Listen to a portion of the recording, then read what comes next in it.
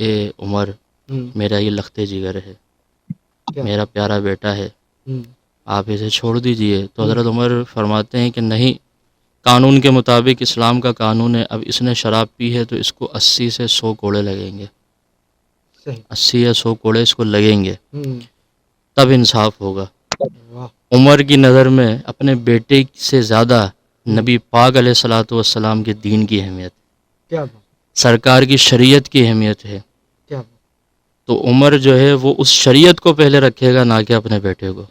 اللہ اکبر۔ یہ کہنا تھا تو والدہ کہتی ہیں کہ اے عمر، میں ماں ہوں، میرا لخت جگر ہے، ایسا نہ کریے، میں اس کے ایک ایک کوڑے کے بدلے پیدل حج کرنے کے لیے تیار ہوں، صدقہ دینے کے لیے تیار ہوں، آپ ایسا نہ کریں۔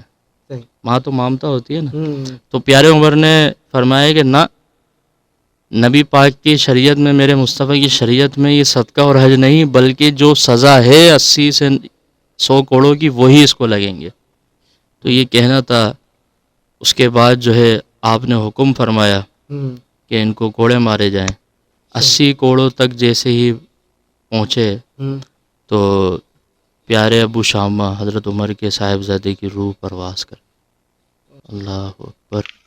جب روح پرواز کی تو جو آخری وقت اپنے والد گرامی کی طرف اس بیٹے نے دیکھا، نظر جب گئی تو پیارے عمر کی آنکھوں میں دونوں آنکھوں میں 2 آنسو آ رہے تھے۔ خیر والد تو ہیں لیکن شریعت کو اہمیت پہلے دی، آنسو آ رہے تھے۔ کہتے ہیں کہ اے ابو شامہ، بعد از وصال جب مصطفیٰ کی بارگاہ میں جاؤ نا تو یہ عرض کرنا کہ یا رسول اللہ، آپ کے عمر نے اپنے بیٹے سے زیادہ آپ کی شریعت کو اہمیت دی ہے۔ سبحان اللہ، کیا اپنے بیٹے کو اہمیت نہیں دی، کیا بات، اپنے بیٹے کو قربان کر دیا آپ کی شریعت کے کیا واسطے۔ بات، کیا بات۔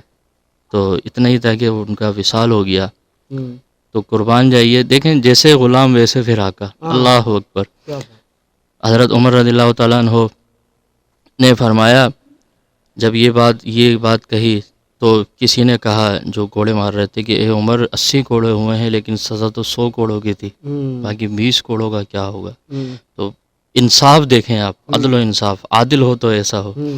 حضرت عمر فرماتے ہیں کہ جب اس کو قبر میں دفنا دو اور قبر کو بند کر دو تو اس کی قبر پر 20 کوڑے مارنا، سبحان اللہ، اسے کہتے ہیں انصاف۔ کیا بات۔ تو کہنے والے نے کہا کہ کیا عمر ایسا بھی ہوتا ہے؟ تو آپ نے فرمایا بالکل، یہ شریعت مصطفیٰ ہے، یہاں پر جو قانون ہے وہ ہے، ایسا ہوتا ہے۔ یہ کہنا تھا۔ جب آپ کو قبر میں دفنا دیا گیا، آپ پر پھر 20 کوڑے مارے گئے، بہرحال یہ معاملات ہوئے۔ تو جب اس کے بعد حضرت عمر رضی اللہ تعالیٰ عنہ قبر پر کھڑے ہوئے تھے، آپ کے داڑھی مبارک ساری آنسوؤں میں تر تھی، ظاہر اولاد ہے، اولاد کی محبت ہوتی ہے، تر تھی۔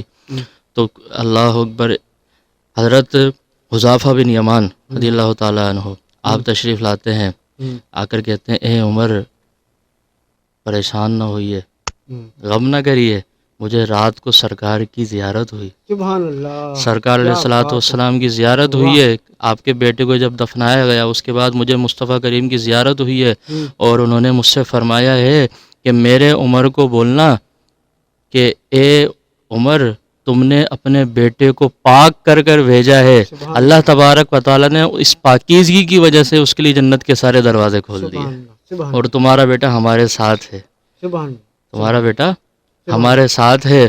اور نبی پاک علیہ الصلوۃ والسلام نے یہ بھی فرمایا ہے کہ اے عمر، ہم نے تمہاری قربانی کو قبول فرمایا، اور اللہ تبارک و تعالیٰ نے بھی قبول فرمایا، اور اللہ تبارک و تعالیٰ کو اور مصطفیٰ کریم کو اس بات کا خیال ہے کہ عمر اللہ تبارک و تعالیٰ کی حدوں کا پاس رکھتا ہے۔ کیا اللہ اکبر، یہ ایک شان ہے حضرت عمر کی، ان کی آج شہادت کا دن ہے۔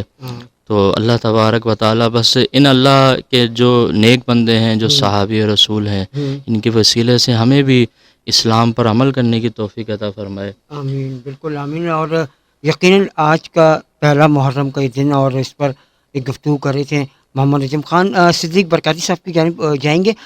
صدیق صاحب، یہ بتائیے گا کہ آپ کیا کہتے ہیں محرم الحرام کی اہمیت کے حوالے سے؟ السلام علیکم ورحمۃ اللہ وبرکاتہ۔ سب سے بڑی محرم کی اہمیت یہی ہے کہ بہت سارے اسلامی واقعات اس مہینے میں رونما ہوئے ہیں، اور آگے بھی مستقبل میں بھی بہت سارے جو واقعات کی طرف جو نشاندہی کی گئی وہ محرم الحرام کے حوالے سے ہی کی گئی، جیسا کہ فرمایا گیا کہ قیامت کا دن بھی جب آئے گا تو وہ محرم الحرام ہی کا مہینہ ہوگا۔ صحیح۔ محرم الحرام ہی کے مہینے میں 7 ہجری کا سال تھا۔ سیدہ صفیہ رضی اللہ تعالی عنہا نبی کریم علیہ الصلوۃ والسلام کے نکاح میں آئیں۔ محرم ہی کا مہینہ تھا جب زکوٰۃ کی تنظیم قائم ہوئی۔ محرم ہی کا مہینہ تھا جب نبی کریم علیہ الصلوۃ والسلام کی خدمت میں ایک وفد حاضر ہوا جو آپ کی ظاہری حیات مبارکہ میں آپ سے ملاقات کرنے والا آخری وفد تھا۔ صحیح۔ محرم ہی کا مہینہ تھا جو عمر فاروق رضی اللہ تعالی عنہ نے ہجرت مدینہ کی مناسبت سے اسلامی تقویم کو نافذ کیا۔ صحیح۔ یہ محرم ہی کا مہینہ تھا جب عمر فاروق کی خلافت میں لشکر اسلام نے نہاوند کی بے مثال فتح حاصل کی۔ بہت بڑی فتح تھی یہ۔ سیدنا عمر فاروق رضی اللہ تعالیٰ عنہ کی شہادت کا واقعہ اہم ترین واقعہ ہے۔ محرم الحرام کو اس وجہ سے بڑی اہمیت حاصل ہے۔ سیدنا عثمان غنی رضی اللہ تعالیٰ عنہ جب خلافہ راشدہ پر منصب پر فائز ہوئے، محرم ہی کا مہینہ تھا۔ مولا علی مشکل کشا رضی اللہ تعالیٰ عنہ جب امیر المومنین منتخب ہوئے، محرم ہی کا مہینہ تھا۔ اور امام حسین رضی اللہ تعالیٰ عنہ جب شہادت کے مرتبے پر فائز ہوتے ہیں تو محرم ہی کا مہینہ ہوتا ہے۔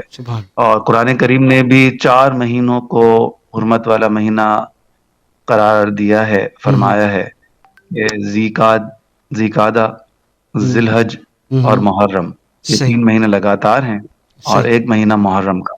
تو سب سے بڑی اہمیت تو محرم الحرام کی یہ ہے کہ قرآن کریم نے خود اسے واجب الاحترام قرار دیا ہے، تو اس وجہ سے ہم سب کے لیے یہ انتہائی احترام کے قابل ہے، انتہائی اہمیت کا حامل ہے یہ مہینہ صحیح محرم الحرام کا۔ صحیح۔ اور جب قیامت کا دن بھی قائم ہونا ہوگا تو 10 محرم کا دن ہوگا اور جمعے کا دن ہوگا، اور نبی کریم علیہ الصلوۃ والسلام کی کافی ساری حدیث مبارکہ سے یہ اشارہ ملتا ہے کہ 10 محرم جمعے کا دن قیامت کو قائم کیا جائے گا۔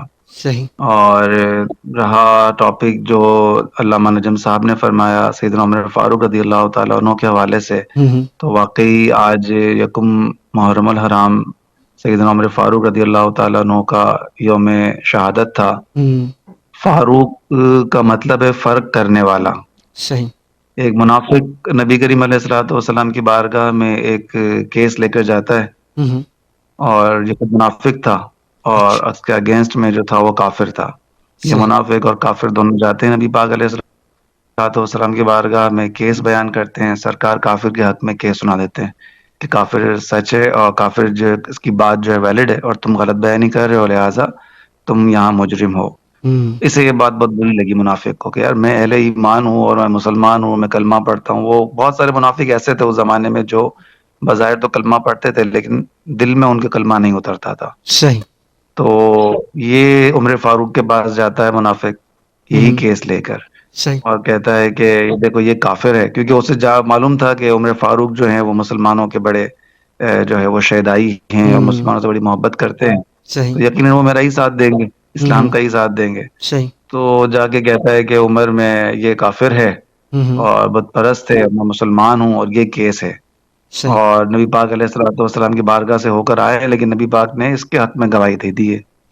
عمر فاروق نے جب یہ سنا کہ تم حضور کی بارگاہ سے ہو کر آئے ہو تو فوراً اٹھے، اپنے کمرے میں گئے، تلوار نکالی اور اس منافق کی گردن کو سر سے ہی تن سے ہی جدا کر دیا، اور فرمایا جو نبی کا فیصلہ نہ مانے اس کے لیے عمر کا یہ فیصلہ ہے۔ اس کے بعد سے جو عمر فاروق کا لقب جو ہے وہ فاروق عطا کیا گیا کہ یہ فاروق ہے حق اور باطل میں فرق کرنے والا۔ تو یہ عمر فاروق رضی اللہ تعالیٰ عنہ کی شان ہے الحمدللہ، اور اللہ تعالیٰ ان کے درجات کو بلند فرمائے اور ان کے وسیلہ پاک سے پوری امت کو ہدایت نصیب فرمائے، آمین ثم آمین۔ تو جناب یہ آج کا پروگرام ہے ہمارا، آپ سن رہے ہیں اپنا ریڈیو نیو یارک اور دیکھ رہے ہیں اپنا TV New York. Programme ہے جناب روحانی مسائل اور ان کا حل، جو کہ آپ سنتے ہیں ہر جمعرات رات 10 بجے سے 10:30 بجے پاکستانی ٹائم کے مطابق۔ اور آج کے اس پروگرام کا موضوع ہے محرم الحرام کی کیا اہمیت ہے۔ اچھا صدیق صاحب یہ بتائیے گا کہ محرم الحرام کو ہم کیسے منائیں، چونکہ بہت ساری چیزیں ہوتی ہیں، ہم دیکھتے بھی ہیں، پاکستان میں بھی دیکھتے ہیں، ہم اپنے پڑوسی ملک انڈیا میں بھی دیکھتے ہیں، اور بھی بہت سارے ملکوں میں دیکھا جاتا ہے، لیکن ہمیں کیسے منانا چاہیے محرم الحرام کے اس مہینے کو، خاص طور پہ جو شروع کے 10 دن ہیں 1 محرم سے لے کے 10 محرم عاشورے کے دن تک، اسے ہم کس طریقے سے منائیں کہ ہماری